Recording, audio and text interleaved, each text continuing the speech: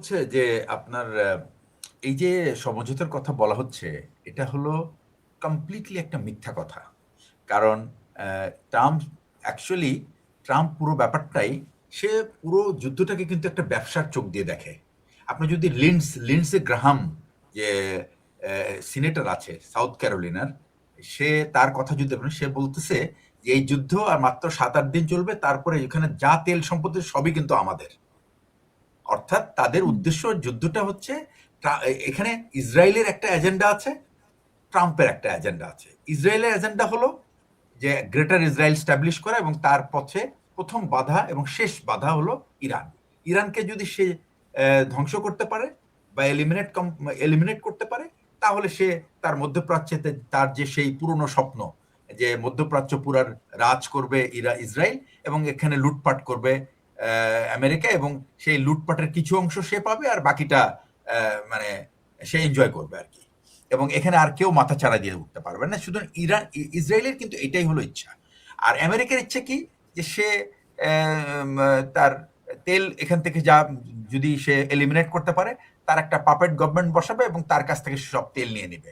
এবং এই তেল নিয়ে নিলে কি হবে, সে চায়নাকে ডিপ্রাইভ করবে, চায়নাকে আর তেল দিবে না, এবং চায়না সাফার তার বিরাট সমস্যায় পড়বে। কারণ চায়নার প্রায় ১৬ ভাগ তেল এই ইরান থেকে যায়। ইরান ডেইলি তার ক্যাপাবিলিটি হলো 2.5 মিলিয়ন ব্যারেল, এবং এই পুরো তেলটাই কিন্তু, যদিও ইরানের উপরে কিন্তু গত কত বছর, প্রায় ২১ আর ২৬, প্রায় ৬-৪৭ বছর ধরে স্যাংশন। এই স্যাংশনে কিন্তু ইরানকে কিন্তু আমেরিকা কিন্তু দমাতে পারেনি। আচ্ছা, এখন এটা এমন একটা পর্যায়ে গিয়েছিল, তখন তাদের 2.5 মিলিয়ন ব্যারেল পার ডে এই প্রোডাকশনটা কমতে কমতে এটা প্রায় ৫-৬ লাখ ব্যারেলে আসছিল। কিন্তু সেখান থেকে কিন্তু ইরানকে এই তেল বিক্রি করার টাকা আমেরিকান ব্যাংকিং সিস্টেমটাকে অ্যাভয়েড করে কিভাবে সে ট্রানজাকশন করছে, এই পন্থা কিন্তু ইরান অলরেডি বের করে ফেলেছে। আচ্ছা, আপনি হুম। খেয়াল করে দেখবেন, ট্রাম্পের এখন সবচেয়ে বড় সমস্যা হচ্ছে তেলের দাম আমেরিকায় বেড়ে যাচ্ছে, প্রতিদিনই বাড়ছে। এবং হুম। গতকালকেও এটা বেড়েছে, এখন প্রায় $১ বেড়ে গেছে গত না, না, না। ১ সপ্তাহের গতকালকে মধ্যে। তো কমেছে। উনি যেটা বলেছে যে ৫ দিনের জন্য বিরতি। তখন তো একটু কমেছে না তেলের দাম? না, একটু কমেছে, বাট এই কমাটা কিন্তু এই ৫ ১৭-১৭ দিনের জন্য। এই ৫ দিনটা কেন নিয়েছে? কারণ হুম, আপনার হলো শেয়ার মার্কেট ক্র্যাশ করছিল, বন্ড হুম, মার্কেট ক্র্যাশ করছিল, এবং সে এখান থেকে বাঁচার জন্য সে একটা রাস্তা খুঁজতেছিল, এবং সে নিজেই হুম, বললেন হুম, যে হুম, আমি এখন টপ টিয়ার্স নাই, সেকেন্ড টিয়ার্স নাই, থার্ড টিয়ার্স নেই, আমরা কথা বলতেছি। তো সাংবাদিক জিজ্ঞেস করলো যে, আপনি কার সাথে কথা বলছেন? বলে যে হবে কোনো মোস্তফা। আসলে হুম, যেটা হচ্ছে সেটা হচ্ছে যে বুসাইদি, যে নাকি হলো ওমানের যে পররাষ্ট্রমন্ত্রী, তার সেই ছিল অ্যাকচুয়ালি নেগোশিয়েটর। এখানে ট্রাম্প যে দুজনকে নিয়োগ করেছে, ট্রাম্পের যে কতগুলি কর্মকাণ্ড, সে যে পুরো ব্যাপারটা তার অ্যাকচুয়ালি এটা একটা, সে পুরো রাষ্ট্রটাকে একটা পারিবারিক সংঘ বানিয়ে ফেলছে। এবং তার দেখেন মধ্যপ্রাচ্য বিষয়ক উপদেষ্টা জ্যারেড কুশনার, যার কোনো আপনার কি বলে কোনো ডিপ্লোম্যাটিক এক্সপিরিয়েন্স নাই, তার ব্যাকগ্রাউন্ড নাই। লোকজন যেখানে হেনরি কিসিঞ্জার, ব্রেজনস্কি, তাদেরকে যেখানে লাগায়, আপনার হলো জর্জ শুলজ, এই সমস্ত লোক যারা বাঘা বাঘা ডিপ্লোম্যাট, তারা এতদিন মিডল ইস্ট নিয়ে দো- মানে ঘাম ঝরে ফেলছে। সেখানে সে কুশনারকে পাঠাইছে, সে কি করতে, সে একটা ডিল করতে পাঠাইছে অ্যাকচুয়ালি। তারপরে কাকে হুম, পাঠাইছে, সে তার কার্ককে পাঠাইছে, সে হচ্ছে যে আরেকজন যে নাকি রিয়েল এস্টেট বিজনেসম্যান। তো এইসব দিয়ে তো একটু ডিপ্লোমেসি হয় না।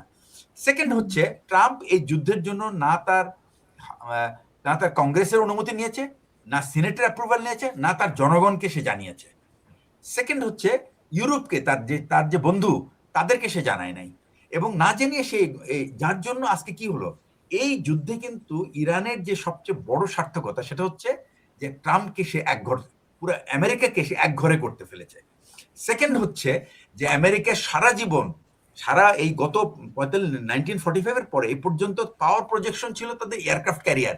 এই প্রথম তাদেরকে এয়ারক্রাফট ক্যারিয়ার গুলিকে পিছনে হটায় সরাই দিতে হয়েছে। This is hmm, unthinkable.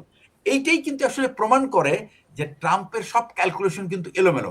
Iran সম্বন্ধে আমেরিকার যে ধারণা, বিশেষ করে ট্রাম্পের যে ধারণা, সেটা হচ্ছে যে ইরান জাস্ট ইরাকের মতো একটা দেশ, যেখানে বিভিন্ন রকম আপনার কি বলে করাপশন আছে, তারপর হলো আপনার কোনো ন্যাশনাল ইউনিটি নাই। তার কিন্তু এই ধারণাটা কমপ্লিট মিথ্যা। প্লাস ইরাক হচ্ছে একটা প্লেন ল্যান্ড, আর ইরান হচ্ছে একটা হিলি টেরেইন। তো টেরেইনে কিন্তু তাকে অনেক কিছু মানে ডিফেন্স দেয়। আচ্ছা, এখন হলো কি যে এই যে কথাবার্তা বলার পরে কিন্তু কি হলো যে ট্রাম্প তো ইরানকে তো অ্যাকচুয়ালি ধ্বংস করতে পারে নাই। ইরান কি করেছে, they have played very smartly. তারা ড্রোন, ছোট ছোট মিসাইল এগুলি দিয়ে তাদের পুরো যে ইন্টারসেপ্টরগুলিকে এক্সস্ট করে ফেলছে, আর লেস দেন 50% এখন ইন্টারসেপ্টরের পরিমাণ। তার মানে যদি আরো ড্রোন হামলা চলতে থাকে তাহলে কিন্তু তারা কন্টিনিউয়াসলি ডিপ্লিট হইতে থাকবে, আর না হলে তাদের কিন্তু ধ্বংস হবে। ইরান যেটা করে নাই সেটা হচ্ছে ইরান কিন্তু কোনো সিভিলিয়ান টার্গেট তারা কিন্তু অ্যাটেম্প্ট করে নাই। যেটুকু হয়েছে এটা কোল্যাটারাল ড্যামেজ।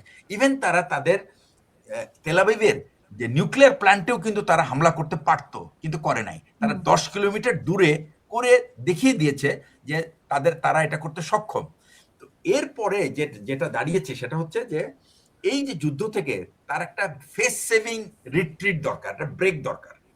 কিন্তু এটা কোনো সমঝোতা হবে না, কারণ ইরান খুব স্পষ্ট করে বলেছে ট্রাম্প হচ্ছে মিথ্যুক এবং বিশ্বাস ভঙ্গকারী, তার সঙ্গে কোনো রকম আলোচনা হতে পারে না। সুতরাং এখানে অন্য কেউ আলোচক হিসেবে থাকতে হবে।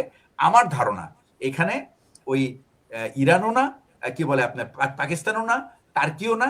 এখানে যদি মিডিয়েটর হয় তাহলে সম্ভবত ইউরোপকে ইউরোপের উপরে আপনার হচ্ছে যে ইরানের কিছু আস্থা আছে, বিশ্বাস আছে, এবং ইউরোপিয়ান পাওয়াররাও কিন্তু মোটামুটি কনসিস্টেন্ট, তারা ট্রাম্পের মতো ফ্ল্যাকচুয়েটিং না। সুতরাং আমার ধারণা যে এই ধরনের কোনো একটা যদি ডিল হয়ও তাহলে ইরানের 4টা মেজর ডিমান্ড ছিল। আজকে আমি একটা পত্রিকায় একটা লেখা লিখেছি যে 4টা ডিমান্ড। প্রথমটা হলো যে সমস্ত 27টা ঘাঁটি আছে এটাকে সরায় নিতে হবে, এটা ফার্স্ট। সেকেন্ড হচ্ছে ক্ষতিপূরণ দিতে হবে, এটা আমার মনে হয় আমেরিকা এটা দিতে পারবে না এবং দিবেও না।